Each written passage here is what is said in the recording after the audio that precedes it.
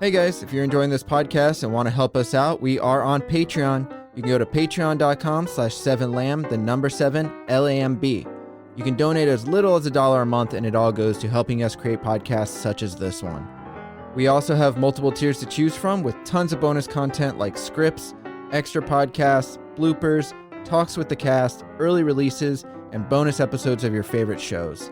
Once again, that's patreon.com/7lamb, the number 7, LAMB. Thanks.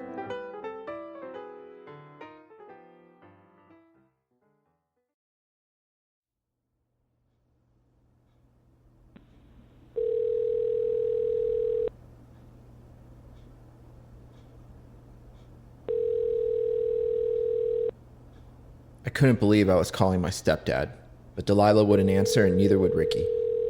And I needed someone to talk to. Anyone. Hello? I was surprised he answered. Hello? Val?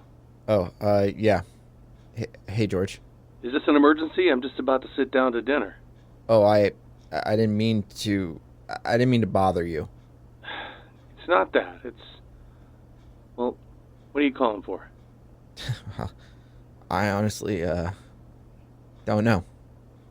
Listen, is it important? I guess not. Sorry to bother you. Wait, I'm sorry. I just didn't expect you to call, especially since the funeral. Yeah, well, I couldn't stay there with everyone else. So it had nothing to do with me? No. Why would it? I don't know. We haven't talked in a long time. We hadn't talked in years. Nearly a decade. Not since Mom died. The only connection I had with this man was him liking a few vacation pics on Facebook, and a couple texts he sent when he remarried. You know, I would have tried texting, but you never responded. The last time you texted me was, what, 3 years ago? Do you blame me? No. I don't know why I called. Like I said... Are you okay? Like, how are things with you, Val? I know you've been going through it. I talked to Delilah at the funeral. Things are rough, and they aren't getting any better. I can understand that. Yeah. Just don't do anything stupid. What does that mean? Val, I know our relationship isn't a good one. It never really was. All we ever did was clash. Thanks for bringing up the past. Can you stop? I'm going somewhere with this. We didn't have a strong relationship, but that doesn't mean I don't care for you. And being a father to you taught me a lot. A lot about myself and a lot about you. You're a strong person, Val. You always push yourself. You always overcome. You got through school, you got through Maria's death, you push yourself to overcome and be the best person you can be. I was always proud to see the pics of you traveling and conquering the world. I was happy when you met a person like Delilah who was willing to conquer the world with you. But life threw you a curveball. More than once. You gotta keep pushing yourself. You can get past this. I know you can. I didn't know what to say. I was literally speechless. Okay, well, Sandy's calling me. Dinner's ready. I gotta go. Okay. Don't give up, Val.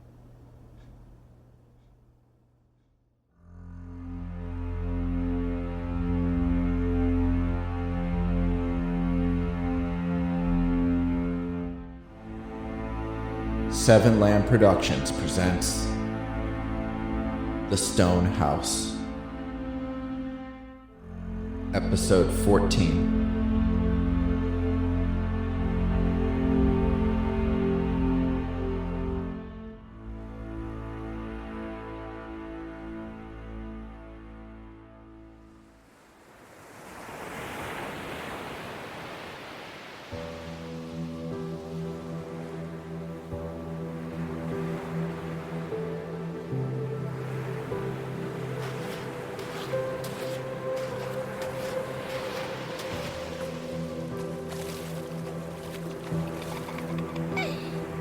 There he was, in the water splashing about. Dee was sitting down, the waves pushing around her waist. I wanted to go touch her, hold her, comfort her. But he was still here. I wanted to hold him too, but I knew I couldn't. I realized that. So instead I just watched him splash Dee. At one moment, she grabbed him and lifted him into the air. I still couldn't see his face, but I knew it was him. I knew that laugh, that giggle. How could I move on if he was always here? Always in my happy place. So instead, I turned around and walked back the way I came.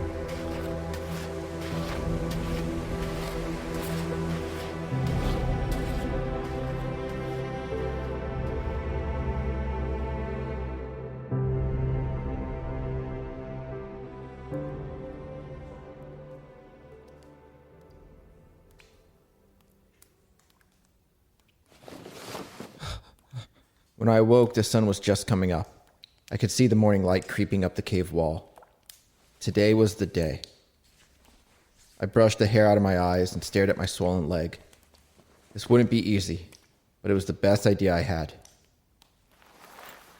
I shimmied over to the bodies, giving them a long look before undressing them. Again, it felt wrong, but I had a plan and I hoped to God it worked.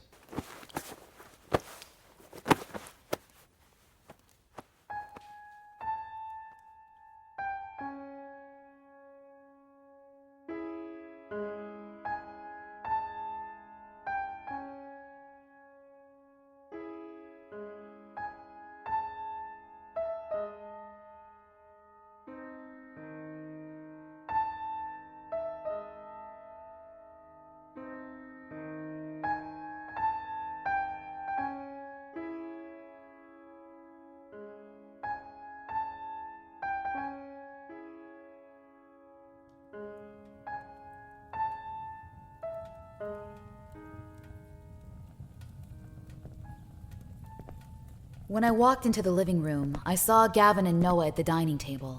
The fire was going, and several more logs sat on the brick shelf, waiting to be added. Hello, dear.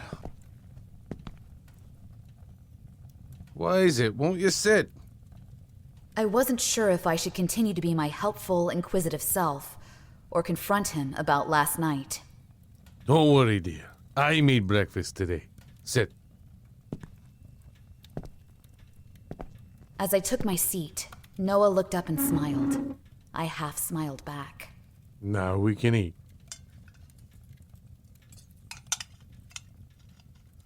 Did you sleep well, dear? Were we just glossing over the fact that he had appeared in my room last night? It looked like he was even using the knife right now. I slept okay, yes? Good. Good. Was Gavin insane, mentally ill, bipolar, or just forgetful? Not that I really needed an answer. I only needed one thing right now, and that was a way off this island. A boat. Noah's family had one, but Gavin here sank it. And if Gavin was on said boat with Noah's family, then that means he didn't live here, right? I have lots to do today. Oh? Aye.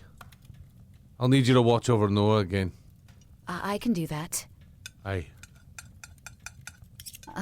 Gavin, I was wondering if you'd be okay if I took Noah down to the beach today. I know you don't like him leaving this area, but I thought maybe we could... No. I just thought maybe it'd do him some good to get away from the house, in the field, and the... Why would he need to get away from the house? I don't mean it like that. Then how did you mean it, dear? I mean that the beach is nice, scenic. I noticed Noah was staring down at his plate, not eating, not even moving. Noah's good here. And so are you. That didn't sit right with me, and I was doing my best to keep myself level-headed. Gavin, we can't just sit here each and every day while you do chores. Stop calling me Gavin. What? It ain't right. I'm not a stranger to you. What does that mean? But he didn't answer. He just kept scraping the runny eggs from his plate. I want to go for a walk, and I'd like Noah to go with me. You ain't going for no more walks. I believe I made myself perfectly clear. Part of me was worried about any sort of retaliation, but the other part of me was getting fired up. And I don't believe I need your permission.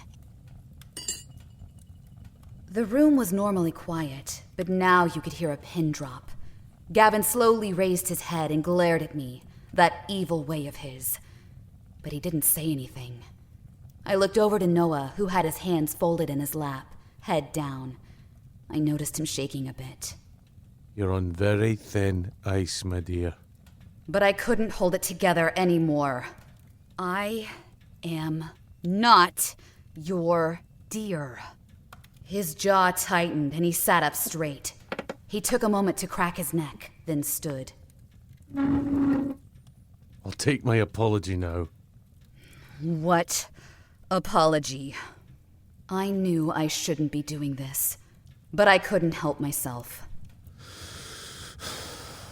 Dear, I'm gonna ask you a question and I want the truth. Is there someone else? Someone else that's making you act this way? What are you talking about? Someone else? Who? Who's even here? You've done it before, Nadia. I want to know the truth. Stop calling me Nadia. I am not your fucking wife! In that moment, I knew I screwed up. He grabbed the knife and charged me. He grabbed my face and pushed me down.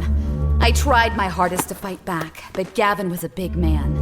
And just like the last time he forced himself on me, I found myself pinned. Not to the wall, but to the floor.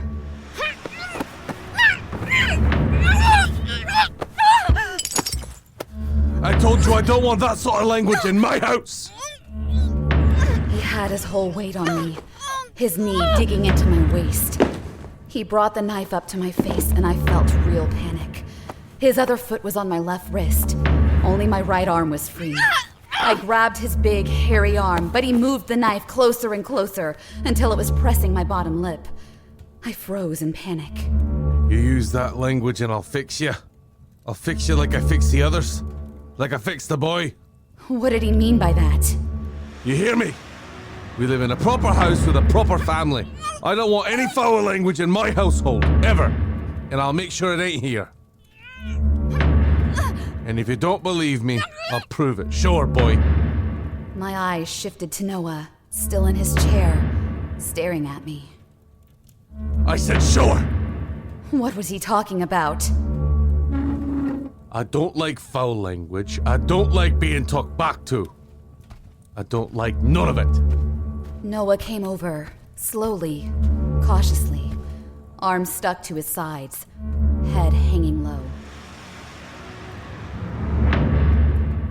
Sure. I watched as Noah slowly opened his mouth, his lips quivering the whole time. Sure. He slid his tongue out to reveal a chunk missing. It wouldn't stop crying. Wouldn't stop whining. Wouldn't stop yelling. He talked back one too many times. Like you, dear. Like you. I've given you plenty of warnings and I've had it. He moved the hand that was covering my mouth just a bit to make room for the knife. He pushed the edge of the blade between my lips until it hit my clenched teeth.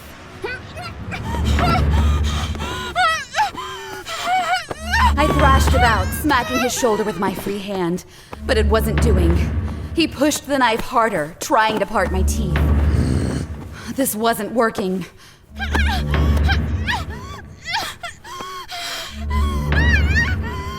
Gavin wasn't smiling. He showed no emotion now, but he pushed harder. I dropped my arm and slid it along the ground, reaching for something, anything. Then... Never again. Shut up, boy. She needs to learn. I found my plate. I clenched it tightly and with all of my strength, slammed it into the side of Gavin's head. He didn't fall over, but his grip loosened. I still had a piece of the plate in my hand, and I jammed it into his shoulder. I saw Noah jump back as I scrambled free. Gavin grabbed for my ankle, but I kicked him in the chest and ran for the door. Nadia!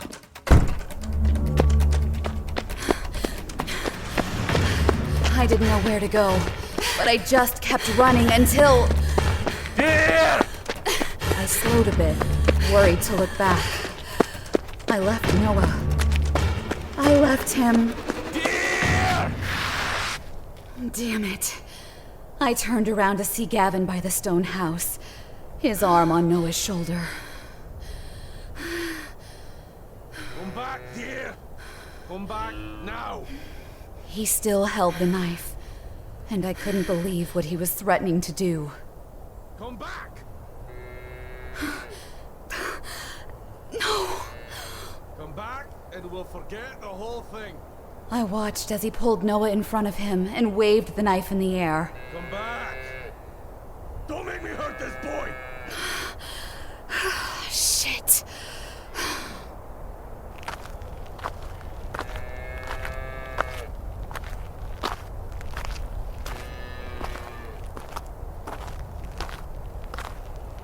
I slowly made my way back to the house. Each step was painful, my heart beating rapidly. I was sick to my stomach, and as I got closer, I saw the tight grip he had on Noah's collar. That's right. That's right. Gavin's shirt was covered in blood, but he stood there smirking. Aye. There we are. I stopped about 10 yards from the front door. You're threatening to hurt Noah? Come inside, we'll forget the whole thing. Let him go. I'll let him go inside, dear. I'll let him go inside. I was shaking, but trying to keep my composure. I didn't want my voice to crack.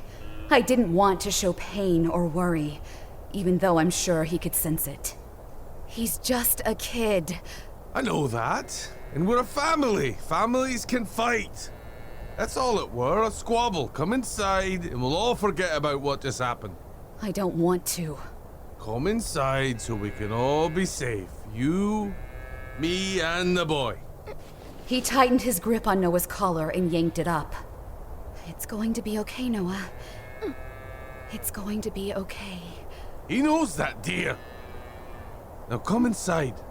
He rested his other hand on Noah's shoulder, the knife an inch from Noah's eye. Come inside. I couldn't believe what was happening.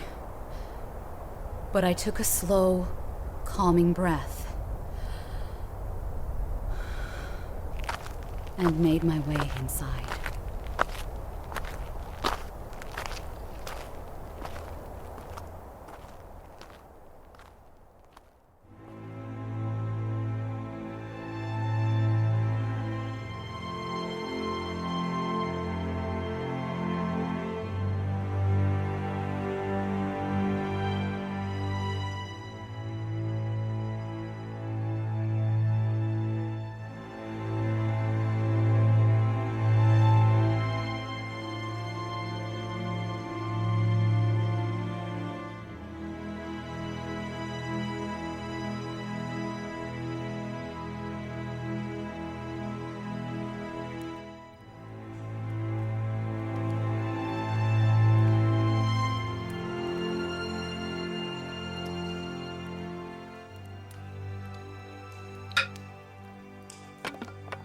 Damn it.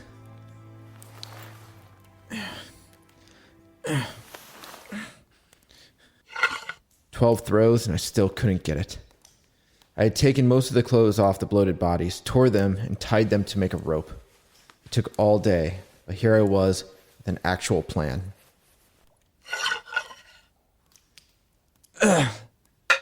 Fuck!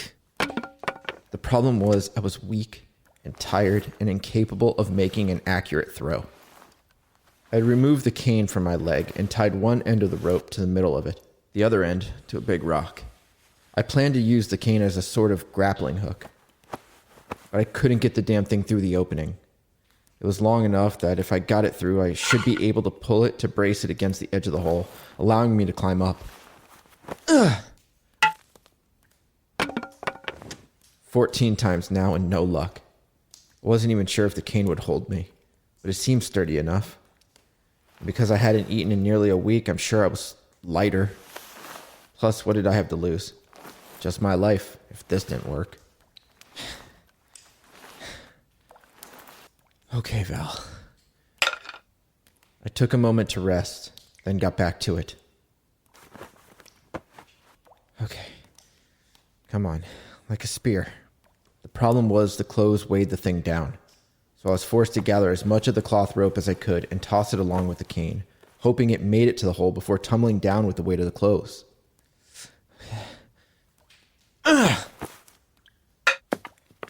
Damn it, come on! I was so tired, so weak. Now my arms were sore.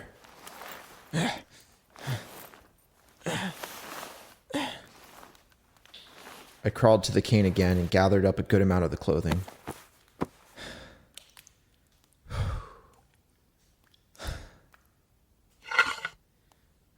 Okay. The clothes are heavy. You have to throw it higher. There was a small stalactite just before the opening. I aimed for its base, about 2 feet above the hole. Okay. Right. About there.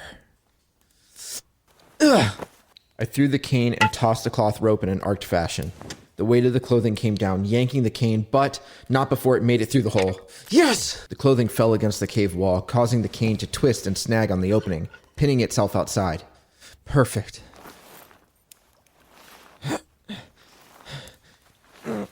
I made my way to the cave wall and grabbed a handful of clothing. I pulled gently at first to make sure. The cane was stuck. Oh man. Now came the hard part.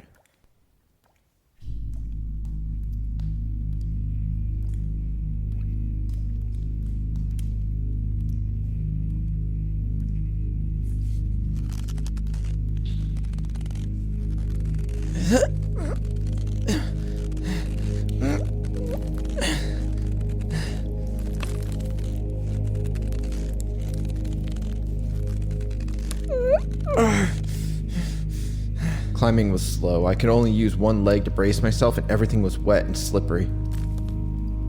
Come on, Val. Come on. One hand over the other. That was it. Just one hand over the other.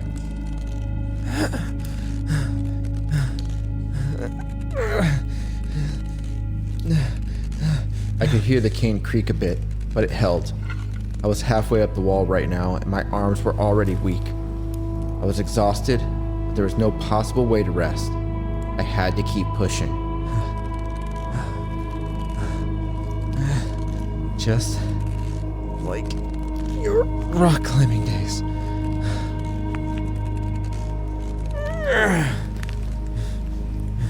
Every foot or so I would lean against the wall, take a deep breath, and climb more. I could hear the ocean outside more clearly. It was a beautiful sound. Come on. You're almost there. Come on. You're almost there. Oh shit. The cane moved a little. It split and I went tumbling down. That would be it. I would die here. This was my only chance to make it out. It felt like an eternity, but I eventually made it to the opening. I could feel the cool wind, smell the salty air.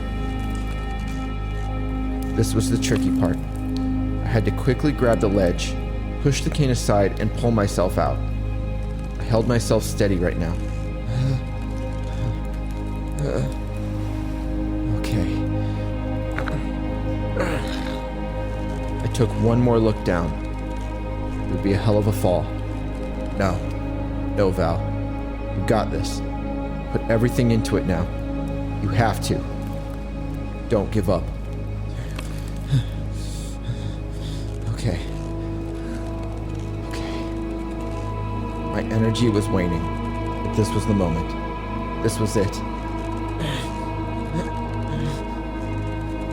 I quickly let go of the cloth with my right hand and grabbed the edge of the hole.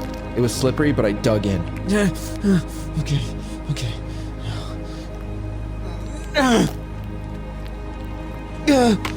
I let go of the cloth completely and let my left hand grab another area of the opening.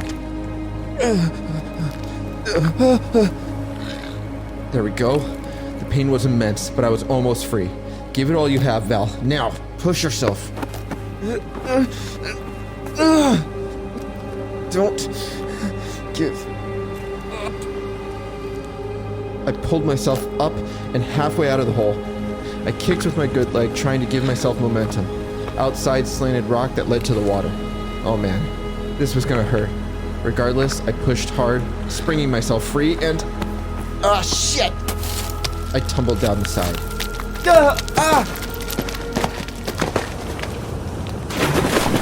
I landed in the icy water, which stung my body. I slammed against rock, but was quickly pulled away. The water pushed and pulled, eventually yanking me free and spinning me around the bend. The current pulled me around a grouping of rocks. I narrowly missed a jagged edge. Then I found myself drifting along the coast. I was fighting the current, trying my hardest to get back to land, but I kept drifting.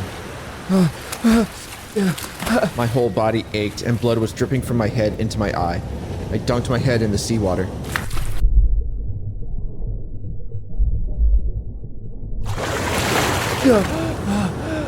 I was about 20 yards from the coast and still drifting. Damn it! That's when I saw the dock. Hey, the dock. But then... I hit something hard. A rock? No. The pole. The slanted pole that was sticking out of the water. I grabbed onto it. The thing was slick with bird crap. I remembered this pole. I remembered wondering what it was when exploring the boathouse and dock. A large white bird which sat atop the thing quickly took to the sky once seeing me. I hung on to the thing, trying to catch my breath. What was this mysterious pole? There was a rope attached to it. Up close it looked like a mast. I dunked my head under the water and opened my eyes. The water was murky, but I could just see the faint outline of a boat. A sailboat? At first, for a fleeting moment, I thought maybe it was ours. But no. This thing was mainly intact and sitting on some rocks not too far below the surface. Weird. Okay. Time to go. I let go of the mast and swam for the dock, but the current pulled me past the alcove and towards a beach. The same beach I walked along to get to the boathouse. It seemed so long ago, but here I was again. Ah!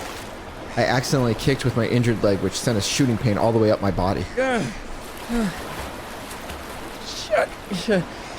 I couldn't do it. The water was still pulling me. Not out to sea, but parallel to the coast. The beach was passing me by. Now it was nothing but rocks again. The water was calmer here. Focus, Val. Calm yourself.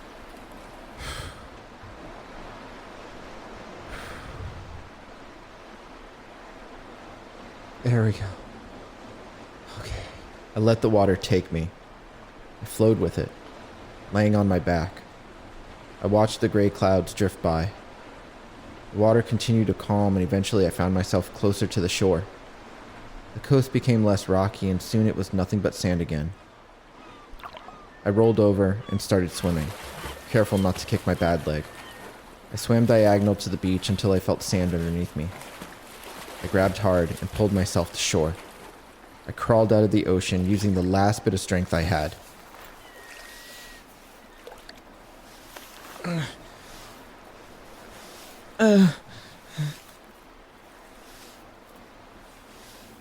And when I was completely on land, I stopped and rolled onto my back.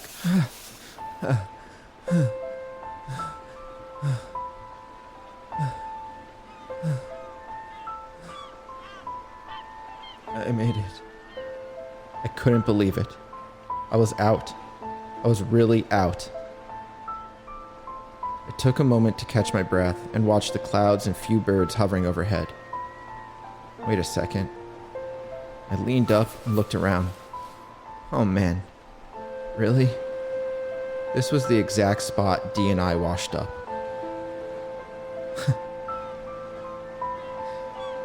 Wow. How about that?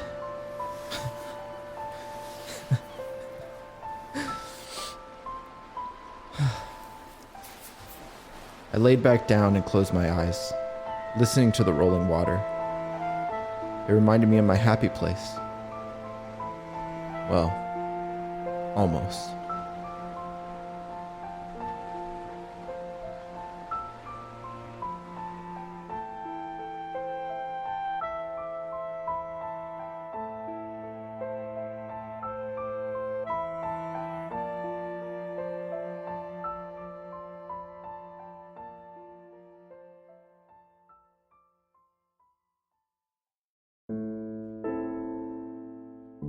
The Stone House. Written and edited by Robert M. Lamb. Starring Corey Pettit as Delilah, Robert M. Lamb as Val, Jack Austin as Gavin. Co-starring Dennis Caldwell. Music provided by Kevin MacLeod of Incompetech.com. If you enjoy this podcast, don't forget to rate and review. Visit 7lamb.com for more podcasts such as this.